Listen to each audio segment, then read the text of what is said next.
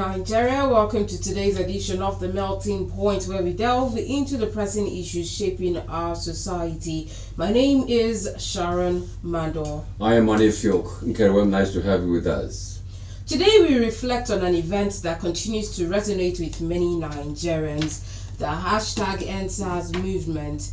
Yesterday marked the 4th anniversary of the protest that gripped the nation in October 2020 as youths came together to demand an end to police brutality and systemic injustices. The Lekki toll gate once again became a focal point as demonstrators gathered to honor the lives lost during the protest. However, their peaceful remembrance was met with police dispersal and arrest, reigniting discussions about the state of our freedom and the progress or lack thereof since the movement. On today's program, we will be exploring the broader implications of this event on our society, the space for freedom of expression, and the impact of the #EndSARS movement on the quest for justice and reform. We're being joined today by a public affairs analyst, Otuekong Donald Okare. Good morning to you, Otuekong. Good morning, Sharon. Good morning, Oselo. Good morning, Akwa Ibom people and the wider world. And as I always say, Jesus is the Lord of all. Otuekong, how's your weekend? The weekend was a wonderful weekend. I had a wonderful time in church yesterday. In fact, the thing is still vibrating in me. You know, we dance our way. It's good to dance in church. I mean, look at the situation in the country, but you still have something to smile and laugh about. It was a very wonderful time, I tell you. All right, so let's start with your assessment of the response of the authorities to yesterday's memorial at the Lekki toll gate, especially in light of Nigeria's commitment to freedom of expression and assembly. Well, in response to what happened yesterday over the EndSARS remembrance, one thing I just want to say is that EndSARS has been in recent memory the most touching event in Nigerian public history. You know, that Nigerians who normally would forget and move on, this issue has continually resonated with them. You know, it was a spontaneous action, actually well organized by the youth, and met with brutal force in a government that took the preceding government to court over the lack of refusal for them to protest. So I just want to say that Nigerians will know this, that what we have in Nigeria is democracy in form and not in substance. We just have certain institutions being called democratic, institutions that should normally represent democracy, but they are actually not being used for the purpose it is used for. That is why a police as an institution which is supposed to protect the people are busy brutalizing the people that are meant to protect. These are taxpayers, those young people, most of them are working class people, most of them have businesses or one thing or the other that enables them to pay taxes, and the taxes are used in funding. Part of the fund will go to the police, and yet the arms and ammunition and the equipment bought for the police to protect them are rather being used to brutalize them. It really simply shows that we are a country that practices democracy in form. We have a form of what is democracy, but the substance of democracy, which part of it is the protection of the rights of citizens, is not being put in place. And that is what you continually see. I don't really see what the fear was about. These people just came for the remembrance. It was a peaceful protest, and unfortunately in Nigeria, under this same administration that took the government before it to court over protest, is the one that is brutalizing anybody that carries out any activity they deem inimical to their continual control of power. That is what we are seeing currently. Anybody that comes out to say to this government, this is what we want to do, we don't like what you're saying, they go out on the street to protest. They attack, some of them attack terrorists. They will say the protest was hijacked. But whenever you have a pro-government demonstration or protest in Nigeria, you will never hear them. That protest will never be hijacked by anybody. This is the funny thing we see. But don't you think that could just be the fear that whatever happened, whatever started yesterday was going to be hijacked? Well, I think we should have just And that was why they were arrested. No, arrest them for what crime did they commit that you are arresting them? Were they burning tires? Were they looting shops? They were simply protesting. It is always this violence that leads to this attack, violence that leads to a response violence by certain people who simply use up that kind of situation to cause problems. They have not done anything. I think when a government is so afraid, when the government feels that they don't truly have a legitimate hold on power, they overreact whenever people tell them what you're doing is not right. Yes, that is just what we're saying. Otuekon, let me come to you. Let's go to how timely the situation was, based on the social atmosphere, based on the social status or economic prevalence in the country right now. Yes. Do you think it was more, it was not well timed, in other words? Well, you see, one thing we need to understand. Because the government will be very afraid of any situation that may cause any social unrest. We don't know what, you see, one thing we need to understand. I think if we are truly practicing democracy, we need to understand that advocacy is one of those things that makes democracy thrive. They say that in democracy, eternal vigilance, the price for democracy is eternal vigilance. How are people vigilant over what is happening? One of them is to go out to protest, to register to the ruling party or whoever is sitting on the seat of power that we are not happy over what you're doing. If you go across democracies across the globe, protest is an everyday affair. You see the point? You see, so when we are not allowed even to make our voices heard, are we still practicing democracy? When we use certain negative tax or trying to create an environment that, look, this time is this period in time is not proper for us to read. When is it going to be proper? Is it when I am comfortable? By right, it's one of the ways the government is supposed to know that things are wrong in the country is when people come out to protest. Go across the world, go to major democracies in the world. You see, protest everywhere. They don't like the policy of the government, save a democracy, but we are actually running the government like a dictatorship. It is actually wrong, and it's not helping the matters in this country at all. All right, Otuekon, 4 years down the line since the EndSARS protest, do you believe that there have been significant changes in addressing police brutality, or is there still a disconnect between policy implementation and the expectations of the Nigerian youths? I think if you so simply take a walk to the Nigerian police, and then you see that virtually everything that happened before EndSARS protest are still happening till today. How so? Yes. Now, police go to cell today, see people there who have been detained, who have not committed anything. Some of them have been in detention for months. The same way it was before now, police are still arresting people. We have seen situations where young men have been arrested, and my friend was telling me how his nephew, the only good thing is that the young man has a rich parent. They were going to Eket during, I think it was 2023 or 2022 Christmas period. They wanted to go to Eket. They just were 8 of them. And these guys just came, rounded them up, and collected money from them. In fact, that young man paid 40,000. It's still happening till tomorrow. Go to cell and they will tell you bail is free. It's bail free. We know it is not. The only thing we had was a change in nomenclature. Oh, they changed from SARS to I think SWAT, but the same thing is still happening. People are still being arrested. People are still being detained arbitrarily. But if you check the statistics, you check numbers, data, you see that the actual police brutality that was going on before the EndSARS movement has drastically reduced. Because I remember there were obvious videos of beatings when we were beating civilians before the EndSARS movement. Do you still see things like that? It is still happening. Remember, it was after EndSARS that a young man in Uyo here was arrested in a club, and the young man was beaten to death by the police. He died in the hands of the police through torture. It was after, I think it was 2022 or so, or 2023. It happened after EndSARS. Those things, the only thing is that we don't have the opportunity of seeing. We've had situations. I've seen a video of a young man who said he was traveling to somewhere and those guys arrested him, checked his phone, took his phone, checked his phone, and saw the balance of his account, and he had to. They told him, if you don't do this, we are going to kill you.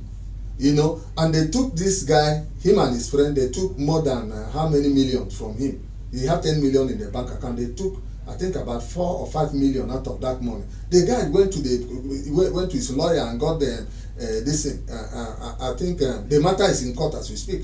You see, it's happening. There are 2 policemen, mobile policemen, who were arrested in Rivers State, who kidnapped somebody and took it to there's a bridge there by University of Port Harcourt. You know, they told those guys, if you don't pay up, we are going to do this to you. We have seen videos of police brutality after NSAS. And the only difference now is that if there is such an exposure, sometimes we see immediate actions being taken by the police authority.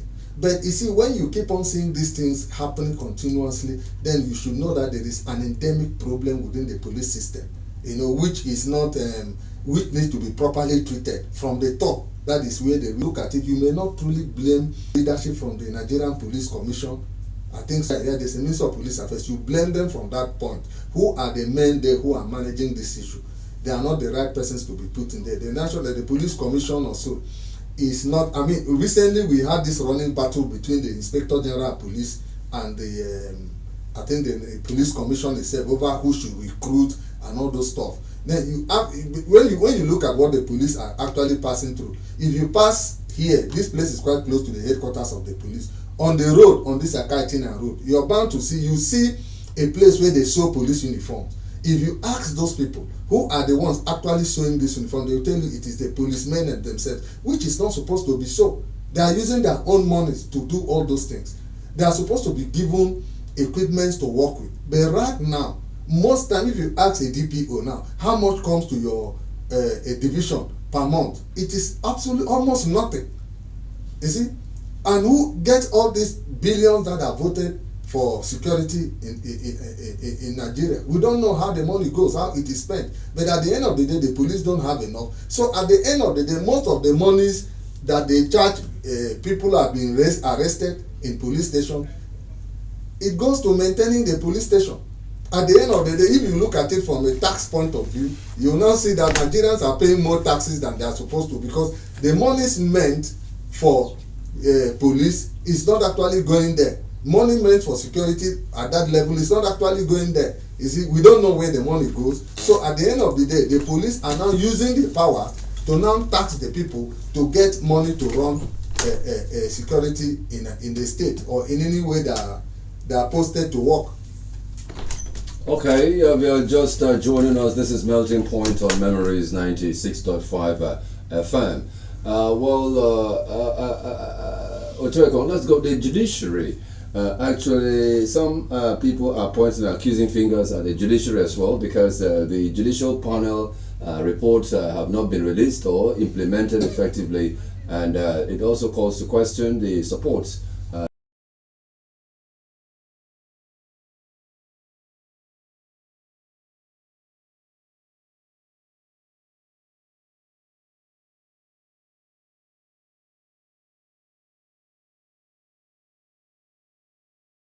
were still in detention. Yes. And they actually also wanted another thing. They had 2 issues, that those that were those that were arrested 4 years ago should be released, and also the panel's report should be made public. Yeah. So what do you think is this holding the panel's report? What I think the real thing is that those in power at the center today, at the federal level, are those who were implicated with the killings at Lekki. As well as adequate compensation. Yes, of nothing victims. has been done. I think there was a time they said whether the families of those, I mean, they claim initially nobody died, but later I think a year or 2 ago, we saw about 130 bodies, and they wanted to bury those bodies, and there was a loud noise over those issues. And I think the toll gate has remained closed up to this very moment. And because the persons involved in whatever unfortunate thing happened during that event are the persons in power till date, and they have moved on from being at the state level in Lagos to being at the federal level. I mean, expect that you're not going to hear anything positive coming out of that report. But I thank God there is a report.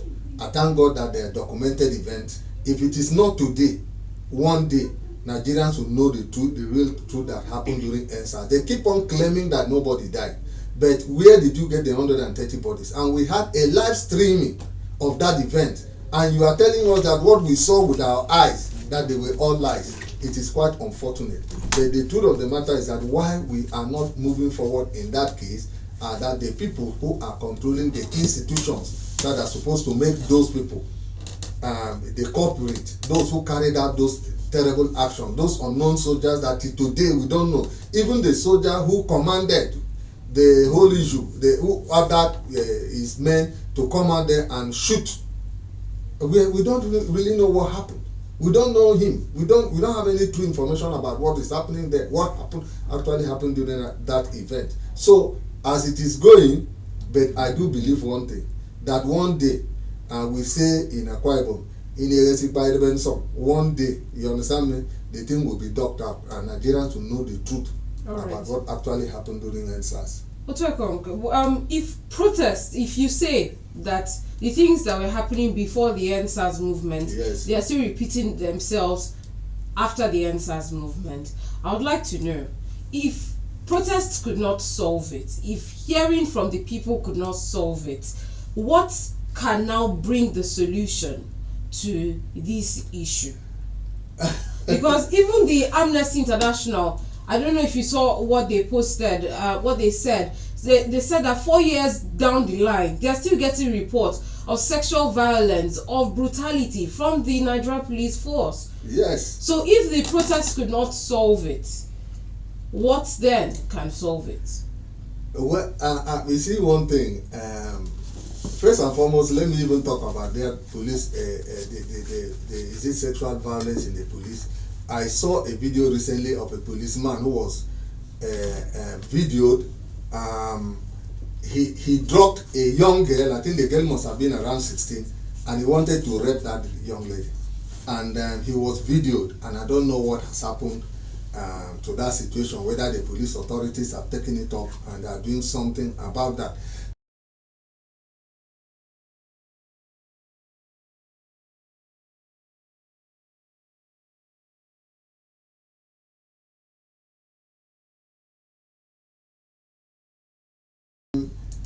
Like I've said here many occasions, we are in a nation building process.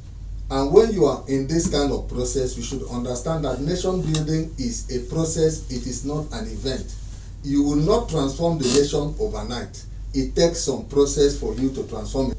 Or are these protests not working? I will tell you that these protests are working. Are you getting me? It may not work at the pace we are looking for, but the truth of the matter is that give it time. Any nation that has undergone changes or revolution or whatever, this is how it all starts. It starts like so. One day we are going to see the effect and the impact of these protests that are happening today in Nigeria.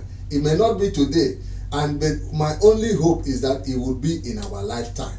That is my hope on that. Okay, and we are also, some people say we should be expecting judicial reforms as regards undemocratic activities of the Nigerian police force and other security agencies. Do you think it's time enough to reflect this in electoral reforms, such that protesters can be protected because protesting is democratic? We take a second look at these judicial reforms. You see, one thing Nigerians need to understand is not asking about taking a look at the judicial reform. But one thing Nigerians should understand is this. It will be difficult for this government today to make any true positive response. You see, there is a theory in political science. They said a man's pathway to power determines how he rules. If a man came into power, now for a good example is somebody like IBB. IBB was a man who manipulated his way into power, and he kept on manipulating his way as he sat on power until he ended up manipulating himself. Look at somebody like Abacha. He was very brutal in his pathway to power, and he had to stay brutal in power. Now, let us look at what is happening with the current president. How did he get into power? He get into power by somehow, when you look at how they got into power, it was through undermining institutions, and you cannot expect them now. You cannot expect them to make that positive, what do you call it, reforms that Nigerians are expecting. Judicial reforms. Yes, because for them to make these reforms happen, it will amount to a political harakiri, that is political suicide, because they cannot sustain themselves in power by having institutions that are working optimally. They can only keep on sustaining themselves in power by undermining institutions. So for us to believe that they are going to do just judicial reforms, it will not happen. Every institution of state today in Nigeria is existing to do just one thing: to protect the men who have captured the state. Whether it is the police, whether it is the army, whether it is the whichever, the judiciary, they are just existing for that purpose. That is why you notice that in this country there are two laws: the laws for the poor and the laws for the. That there's going to be judicial reform, the kind that will impact positively on Nigerians. It will never happen. Let us just forget about that. Speaking about the judiciary, right after the NSAS movement, this issue was taken to court, and there were judicial recommendations. Yes. And one of the reasons that we had people go out yesterday to the toll gate was because they were demanding for the implementation of some of these recommendations. How Yes. do you assess, how do you rate the level of implementation of the government, from the government, of this recommendation? Now, look at, we had even a panel in Enquiry State till today. Have you heard about anything about that panel? We have not heard it. I think it was only Lagos State which actually where the big action happened. Even in Abuja, where we had a lot of violence happening, we have not heard any report of. I don't know, I'm not quite, if there was, I've not heard anything from Abuja, but there are very few states who came out with the recommendations, positive recommendations. Everything has simply died down. Even though in Akwa State we had, yes, we did have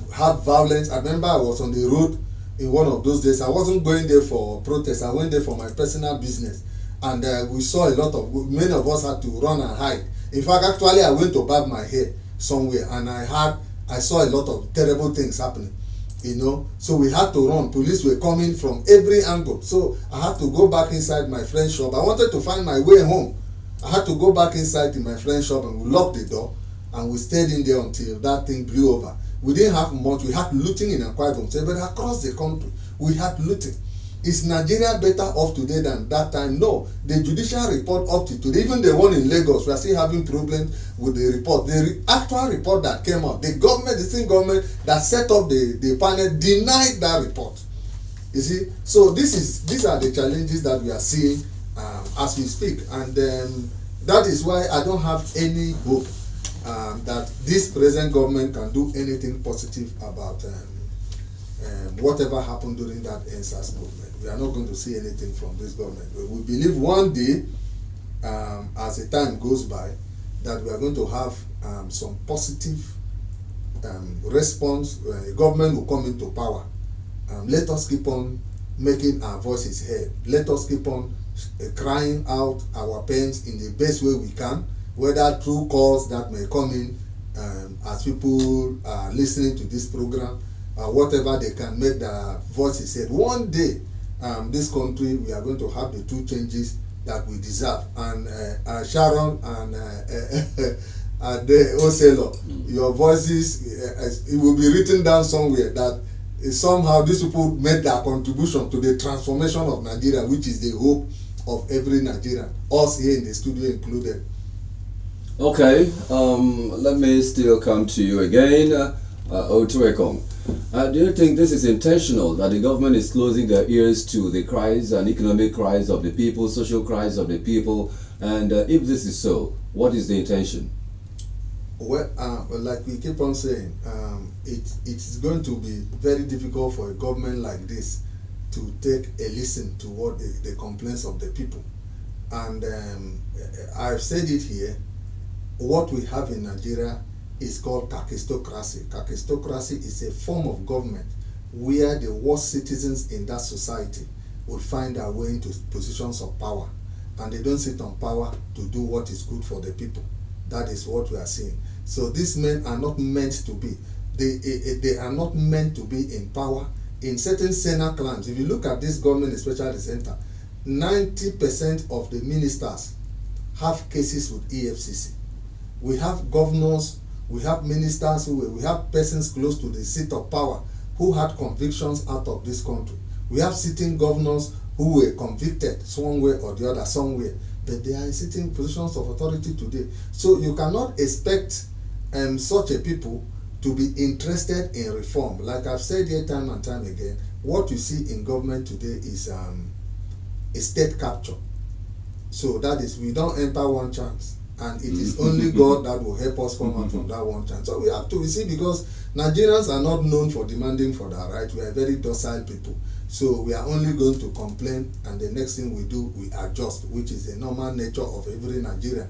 So that is the only thing. So it is only God that will come in to save Nigeria from this situation that we are in. God will send us a Moses one day. I've said it here in this studio. I've looked across the world. I've seen what is happening in what do you call this country? El Salvador. God send them their own Moses. I look at what is happening in Burkina Faso. God send them in their own way. One day, through the ballot, God will send us our own Moses, like Nayib Bukele in El Salvador, who will come and deliver this country from this kind of wonderful leadership that we are experiencing. Thank you very much, Otuekong. Now, if you're just joining us, this is the Melting Point on Memories 96.5 FM. Time check, it's 10:30. Let's move on to some other story. We're coming back home now. On Friday, we saw this report of 14.7 billion naira budgetary allocation for the Governor's Lodge and SUVs for the legislative workers. And we wanted to talk about that, but just, myself and Osika, we just said to ourselves, let's just wait for maybe a debunking from the state government or something before we talk about it. They released their statements, and I'm just going to throw my question to you, Otuekong. Given the challenging economic situation in the country, how does the government justify the allocation of significant funds for renovations and vehicle purchases when many citizens are struggling with the basic necessities? Could these funds be channeled into more urgent social services?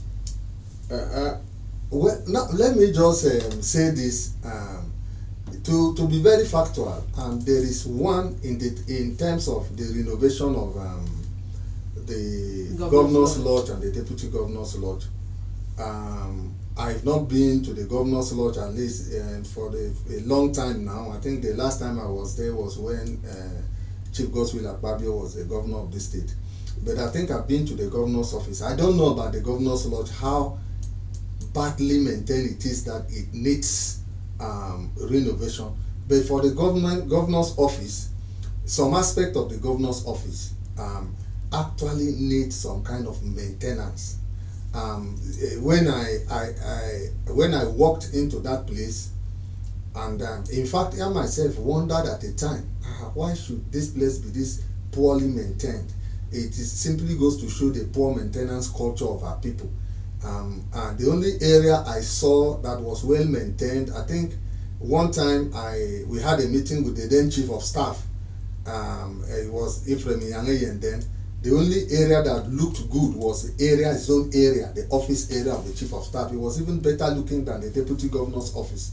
The area was dilapidated. I don't know whether that area is included in this renovation, but actually they do need it. And in the case of the House of Assembly, do they need to have vehicles? Certainly they do need vehicles. But my point is this: we have to look at two things.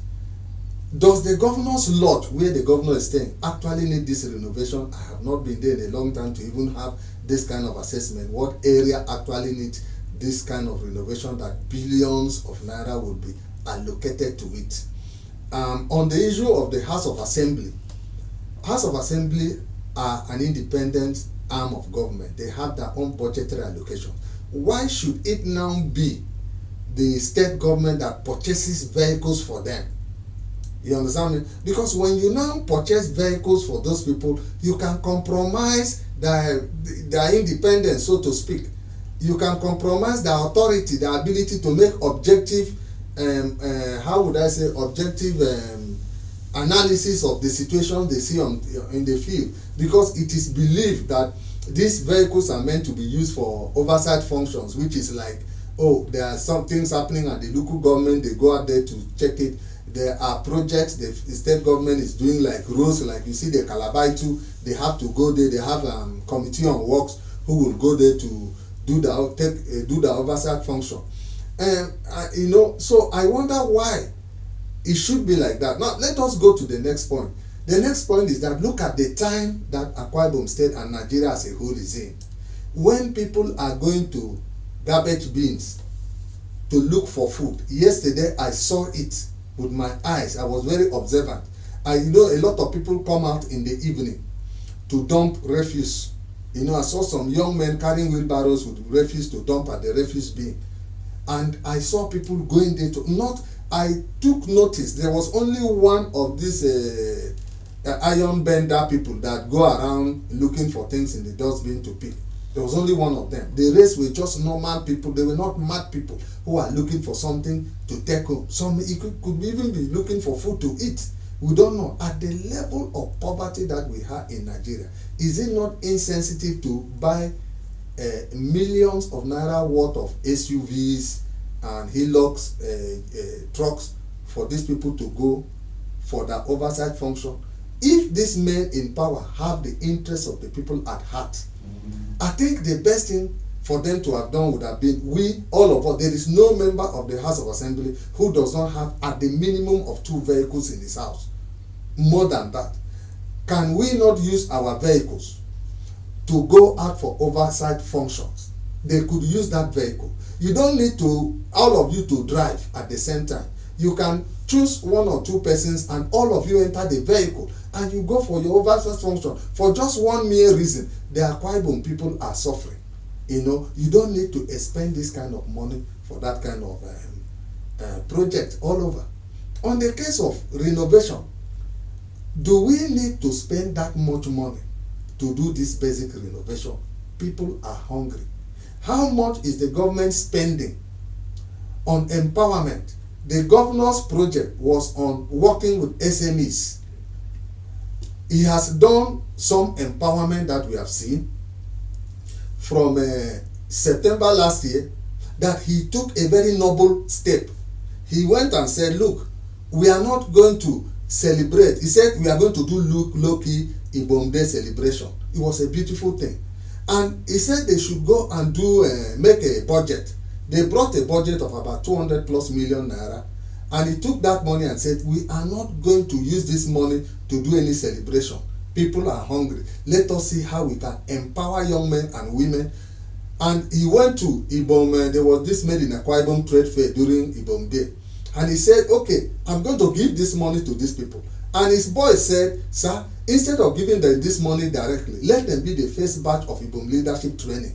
And those were the first batch. And rightly, he has paid all those people, paid the second batch. But when you look at the total sum of money that has been used in paying these people, is it even up to a quarter of the renovation and buying of vehicles? We should have priorities in this state. People are hungry. And for persons in power to show so much opulence, it is very wrong. I remember Robert Greene wrote in his book, he said, in the game of power, appearance in it is everything. When you show us the appearance of opulence when all of us are hungry, people will not be happy. So the reason people are complaining is not that they would have normally complained, but simply because there's so much hunger in the land and you're going to spend billions to renovate and to buy vehicles. I mean, to me, it doesn't make sense. Well, I don't know whether the governor himself is quite aware of this thing. Remember the last time they wanted to spend how many billion to buy vehicles, he came out and said no, he has not approved anything like this. You know, let us hope that the governor will come out and say, this is not, it doesn't have my backing. We pray so. Rather, let him take those billions and empower the people, just like he said he's going to take this budget, not the budget now, he's going to take his project. He wrote his project, his PhD thesis on empowering government and private sector, working to SMEs, yes, actually empowering those people. Let him take those billions, like he did during Ibom Day last year. Let him take that money and then go to Ibom leadership development and empower more people. give them more money. The 500,000 or now they increase it to 750,000. It's not still enough in this economy.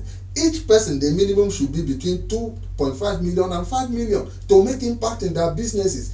Give them more, increase the numbers of Akwa Ibom young men, not just these few numbers that have been given this morning. Increase it to something of about, say, in a year we should have nothing less than 1,000 to 2,000 young men who have been empowered with 2.5 million to 5 million, depending on whatever they bring out. So that is what I think should happen. Instead of doing these things that would act at the end of the day benefit politicians and not the people. Yeah, okay. According to the Commissioner for Works and Fire Service, he says that 47.93 billion has been allocated to 36 inherited FGCPC projects, while wholesome 4.04 billion has been invested in 51 emergency intervention projects passed down from the previous administration, bringing the total to 51.96 billion for inherited projects, minus the science park, minus what should be, socially, relevant to the people at this projects at this time. Do you think the government is being very focused? Well, the first thing I want to say is this. I remember last administration between 2019 and 2023 was called a completion agenda. There was an agenda called completion agenda. And you look at the numbers of humongous projects, being left over by the former administration to this administration, it is laughable. So which project exactly was completed during the last administration that you have? How many projects now? Yeah, we have 36 inherited projects. Yes. How many? Why are we having while that 4.4 billion naira has been invested in emergency intervention projects. Carryover projects. Yes, from the previous administration. Yes, that is bringing the total to 51.96 billion. So I do believe what I'm expecting the governor to do is to invest a lot in people-oriented projects, more popular projects that will kill many birds with one stone, take care of the interests of the people. This billion they are spending, if more of this is going into education and healthcare, right now we see a lot of improvement, especially in primary healthcare. A lot of mothers are taking advantages of that under this administration, and kudos to the governor. We have seen a lot happening. Now you need to do more even on that healthcare. He talked about the something corridor. You understand me? The health corridor. Have you started it? Look at schools, primary, secondary, and tertiary education. Akwa Ibom young people should not just be having free and compulsory education. They should be having free, compulsory, and qualitative education, which right now is not happening. These are people-oriented projects that is going to transform, that will transform the country. In anywhere where people are developing in this world, you go to America. The secret of America's success is in their education. From the primary to the tertiary education, go and see their universities. They are the best in the world. And that's why they are so innovative. Bring us certain things that are transforming the world. So Mr. Governor needs to invest more in people-oriented projects, not these projects that will only put monies in the pockets of politicians. All right. Thank you, Tokong. We have 3 minutes before we go into our commercial break, but in 3 minutes, let me hear from you. Now, the reason, according to the press statement, or behind the renovation of the Deputy Governor's Lodge was because of fears or concerns of erosion, fluctuation in prices. Let's start from the second one about the budget, the fluctuation, whether there's going to be you will never really know. Actually, these projects are going to cost so much. Just like when you hear about the project in Lagos that they are talking about building a tower, and which personally, as far as I'm concerned, I'm not very comfortable with that kind of project, because that is going to be the biggest project Akwa Ibom State has ever put their monies into, because it's going to be, if not up to 500 billion. And that project is not done here in Akwa Ibom. So you're not going to see, and I wonder how the people who actually built those structures didn't put into consideration the fact that that place was on close to a floodplain or something like a floodplain or a ravine or something like that. But I find it again too, on the first point, I find it, I actually doubt some of the reasons given. If we go down to check, does that building actually suffer from some of these things we are hearing. He said he was gotten from professional advice, but we are due for a break now, Otueko. When we return, we are going to be completing, you're going to be landing on that thought, and then we'll open the phone lines for the listener to join in. So do well to stay with us while we go on this break. We will return in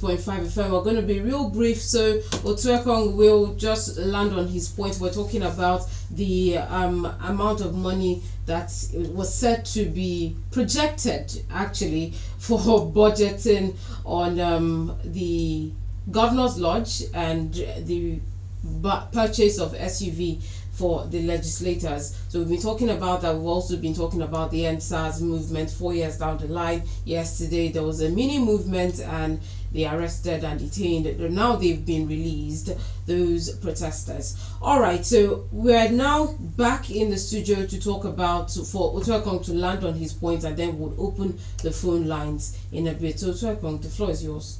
Yeah, you see, like I said, I think it should be more scrutiny. Thank God they have come out to defend themselves so that we really know the fact. You know, like they normally say, the devil is in the detail. Let us see what is the real fact behind the renovation.